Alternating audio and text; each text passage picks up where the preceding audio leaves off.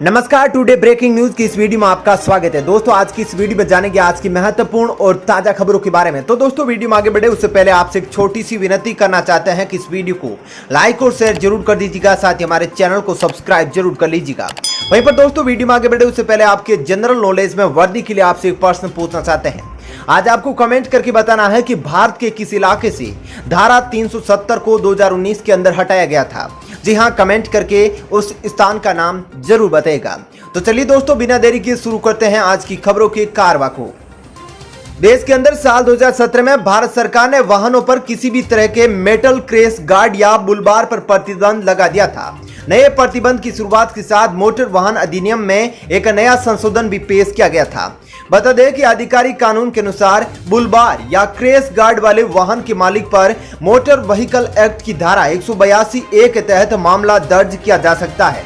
इसमें साफ साफ कहा गया है कि कोई भी गाड़ी का मालिक अगर अपने गाड़ी के पार्ट्स में रेट्रोफिटिंग करवाता है तो उस पर 5,000 रुपए का जुर्माना या फिर 6 महीने की सजा हो सकती है। देश के अंदर 3 महीने बाद कोरोना संक्रमण के सबसे कम नए मामले सामने आए हैं और 77 दिन बाद सबसे कम मौतें हुई है। बता दूं कि आंकड़ों के मुताबिक लगातार 47वें दिन नए मामले से ज्यादा मरीज ठीक हुए हैं और सक्रिय मामले में 20,000 से ज्यादा की कमी आई है। बता दूं कि मंत्रालय के अनुसार बीते 24 घंटों में 37,566 नए मरीज मिले हैं। इससे पहले 18 मार्च को 40,000 से कम 39,726 मरीज पाए गए थे। लगातार दूसरे दिन 1000 से कम यानी कि 907 मौत हुई है। वहीं पर मरीजों के उबरने की दर बढ़कर 96.87% हो गई है, जबकि मृत्यु दर 1.31% है। दिल्ली पुलिस ने ट्विटर के खिलाफ मंगलवार को केस दर्ज कर दिया है। दरअसल चाइल्ड पोर्नोग्राफी के मामले में रिपोर्ट दर्ज की गई है। वहीं पर बता दूं कि राष्ट्रीय बाल अधिकार संरक्षण आयोग ने ट्विटर पर बाल यौन उत्पीड़न और पोर्नोग्राफी के संबंधित सामग्री की कथित तौर पर उपलब्धता होने के मामले में एफआईआर के अपने पहले के निर्देश पर अमल नहीं होने पर 25 जून को दिल्ली पुलिस के साइबर प्रकोष्ठ के डीसीपी को तलब किया गया था और अब दिल्ली पुलिस ने ट्विटर पर एफआईआर दर्ज कर ली है। देश जहां एक तरफ कोरोना संक्रमण से लड़ रहा है, वहीं दूसरी तरफ इसके एकमात्र बचाव वैक्सीन को लेकर अलग तरह की अफवाहों से भी देशवासियों को दो चार होना पड़ रहा है। मंगलवार को स्वास्थ्य मंत्रालय की ओर से की गई प्रेस कॉन्फ्रेंस के दौरान वैक्सीन को लेकर भ्रम और अफवाह को दूर करने की कोशिश की गई है।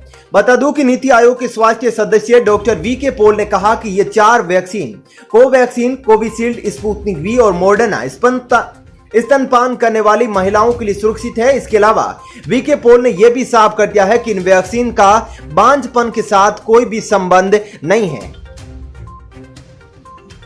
70 साल में पहली बार भारत ने चीन को लेकर अपना रुख बदल दिया है। अब तक चीन की आक्रामकता के खिलाफ अपनी बचाव वाली मुद्रा को ही ढाल बनाकर चलने वाला भारत अब उसे नजरें मिलाकर खड़ा है। यह बदला हुआ नया भारत किसी भी परिस्थिति में पलटवार के लिए सैन्य विकल्पों पर विचार कर रहा है। बता दूं कि हाल में चीन की लगी सीमा पर 50,000 अतिरिक्त जवानों को तैनात किया गया है। एक रिपोर्ट के मुताबिक अब सीमा पर कुल तैनात सैनिकों की संख्या 2 लाख हो गई है, जो पिछले साल के मुकाबले 40% ज्यादा है। जम्मू कश्मीर के एयरफोर्स स्टेशन पर ड्रोन हमले के बाद प्रधानमंत्री नरेंद्र मोदी ने एक उच्च स्तरीय बैठक की है। इस बैठक में केंद्रीय गृह मंत्री अमित शाह, रक्षा मंत्री राजनाथ सिंह और राष्ट्रीय सुरक्षा सलाहकार अजीत डोभाल शामिल हुए हैं। बैठक तकरीबन 2 घंटे तक चली है। सूत्रों के अनुसार प्रधानमंत्री मोदी ने सुरक्षा बलों को आधुनिक उपकरण प्रदान करने और इस क्षेत्र में और अधिक युवाओं, स्टार्टअप और रणनीतिक समुदायों को जोड़ने समेत अन्य पहलुओं पर भी चर्चा की है। भारत के औषधि महानियंत्रक डीसीजीआई ने मुंबई की औषधि कंपनी सिप्ला को आपात उपयोग के लिए मॉडर्ना के कोविड-19 टीके के आयात की अनुमति दे दी है। आधिकारिक सूत्रों ने मंगलवार को यह जानकारी दी है। दरअसल कोविशील्ड, कोवैक्सीन और स्पुतनिक के बाद मॉडर्ना का टीका भारत में उपलब्ध होने वाला कोविड-19 का चौथा टीका होगा। सुप्रीम कोर्ट ने देश में एक राष्ट्र एक राशन कार्ड योजना को लागू करने के लिए अब 31 जुलाई 2021 का समय सीमा तय कर दी है। इस योजना के तहत प्रवासी मजदूरों को देश के किसी भी हिस्से में राशन लेने की सुविधा मिलेगी। सुप्रीम कोर्ट ने प्रवासी मजदूरों के लाभ और कल्याण के लिए कई अन्य आदेश भी जारी किए हैं।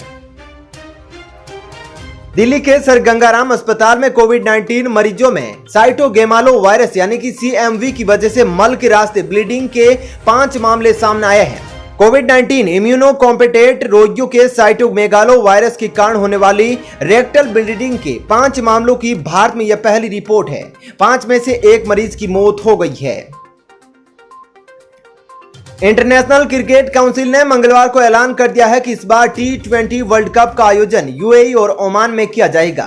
विश्व कप की शुरुआत 17 अक्टूबर से होगी और इसका फाइनल मुकाबला 14 नवंबर को खेला जाएगा। कोरोना के कारण इस T20 विश्व कप का आयोजन भारत में नहीं होगा। बता दूं कि ICC के मुताबिक भले ही यह टूर्नामेंट भारत में नहीं होगा, लेकिन इस टूर्नामेंट की मेजबानी BCCI ही करेगा। छत्तीसगढ़ के बलरामपुर जिले के राजपुर जनपद की ग्राम पंचायत जिंगो में कोरोना के बचाव के लिए टीका लगवाने वालों को नकद और घरेलू सामान का इनाम दिया जा रहा है। दिन भर में टीका लगवाने वालों के नाम लॉटरी निकाली जा रही है। प्रथम 4 लोगों को क्रमशः 1100, 500, 200 और 100 रुपए का नकद इनाम दिया जाता है। इसके अलावा घरेलू उपयोग के सामान जैसे कप, गिलास, मास्क, सैनिटाइजर, साबुन भी दिए जा रहे हैं। इनाम की यह राशि पंचायत प्रतिनिधियों व अधिकारियों की ओर से दी जा रही है। दोस्तों, कमेंट करके आप ये जरूर बताइएगा कि आपके क्षेत्र में भी इसी प्रकार से वैक्सीनेशन के लिए इनाम दिया जाता है या नहीं। अपना विचार बताइएगा। नीति आयोग के स्वास्थ्य सचिव डॉक्टर वीके पॉल ने बताया कि अंतर्राष्ट्रीय स्तर पर विकसित मॉडर्ना वैक्सीन को भी भारत में अनुमति दे दी गई है। इस वैक्सीन की 2 डोज लगाई जाएंगी। देश में अब 4 कोरोना रोधी वैक्सीन उपलब्ध हो गई है, जो कि कोवैक्सीन, कोविशील्ड, स्पुतनिक V और मॉडर्ना है। फाइजर के साथ ही अब जल्दी करार कर लिया जाएगा। इसके अलावा डॉक्टर पॉल ने यह भी कहा कि कोरोना रोधी ये चारों वैक्सीन स्तनपान कराने वाली महिलाओं के लिए सुरक्षित है। इसके लगाने से स्तनपान कराने वाली महिलाओं के लिए कोई भी खतरा नहीं है। सेंट्रल विस्टा परियोजनाओं के पीछे हाथ धोकर पड़े याचिकाकर्ताओं को मंगलवार को सुप्रीम कोर्ट में फिर मुंह की खानी पड़ी है। सेंट्रल विस्टा का निर्माण रोकने के लिए दायर याचिका खारिज करने के दिल्ली हाईकोर्ट के आदेश को चुनौती देने वाली याचिका सुप्रीम कोर्ट ने मंगलवार को खारिज कर दी है।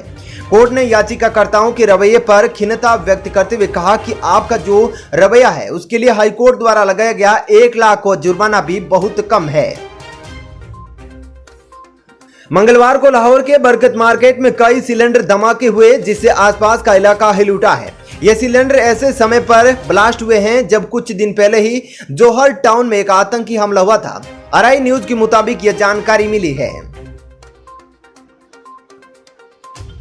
राजस्थान के दौसा जिले के महुआ विधानसभा क्षेत्र से निर्वाचित निर्दलीय विधायक ओम प्रकाश हुड्डा को फोन पर जान से मारने की धमकी मिलने के बाद राजस्थान सरकार ने उनको Y+ श्रेणी की सुरक्षा मुहैया करा दी है। Y+ श्रेणी के तहत विधायक OP हुड्डा को 11 जवान मिलेंगे। चलिए दोस्तों, फिलहाल खबरों की इस वीडियो में इतना ही। ऐसी ही खबरें देखते रहने के लिए आप हमारे चैनल को सब्सक्राइब कर लीजिएगा। साथ ही इस वीडियो को लाइक और शेयर जरूर कीजिएगा। धन्यवाद। जय हिंद।